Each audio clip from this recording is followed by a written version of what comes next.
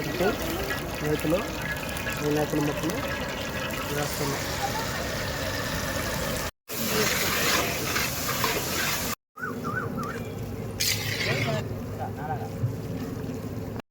శివాలయంలో ప్రతిరోజు అభిషేకం చేస్తారు. కానీ అసలు యథార్థమునకు పరమేశ్వరుడికి అత్యంత శక్తివంతమైన అభిషేకం జరిగేది ఎప్పుడో తెలుసా? మనం మహాశివరాత్రి మాసశివరాత్రి చేస్తాం, మంచిదే. కానీ అసలు నిజానికి పరమేశ్వరాభిషేకమునకు ఒక భక్తుడు వచ్చి సంవత్సరంలో తరించిపోయే అభిషేకం ఎప్పుడు అంటే మార్గశీర్ష మాసంలో వచ్చే ఆర్ద్రా నక్షత్రంలో తెల్లవారుజామున చెయ్యాలి. చిదంబరంలో నటరాజస్వామికి చిదంబరంలో మోక్షలింగము అని శంకరాచార్యులు వారు పరమశివుడి దగ్గర నుంచి 5 లింగాలు తీసుకొచ్చారు. ఆ 5 లింగాల్లో ఒక లింగమే ఇప్పటికీ శృంగేరిలో ఉంది. శృంగేరిలో ఉండి భోగలింగం అన్న పేరుతో అభిషేకం చేయబడుతోంది. కంచిలో ఉన్నది యోగలింగం, చిదంబరంలో ఉన్నది మోక్షలింగం. చిదంబరంలో ఉన్న మోక్షలింగానికి ఆర్ద్రాభిషేకము అని ప్రత్యేకం చేస్తారు. అసలు నిజానికి దానితో కలుపుకుంటూ ప్రతి శివాలయంలో మార్గశీర్ష మాస ఆర్ద్రా నక్షత్రం నాడు తెల్లవారుజామున 3-4 మధ్యలో చెయ్యాలి అభిషేకం.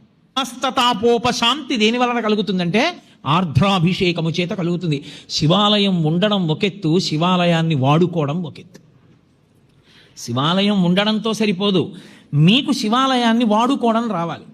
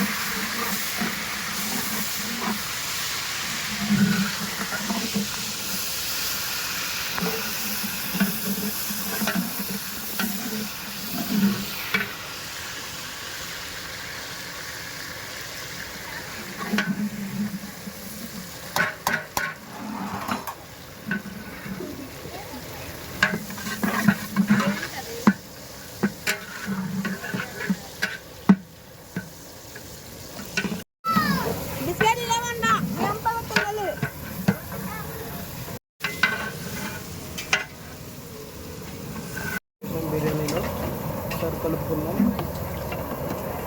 కొత్తిమీర పుదీనా వేసుకొని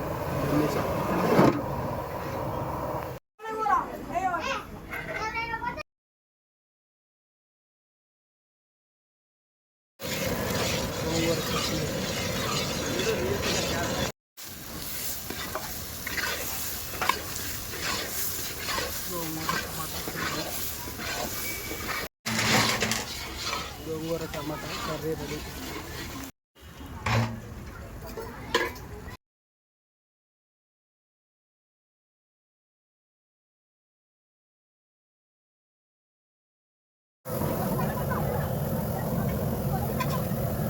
పిచ్చుకుంటారు.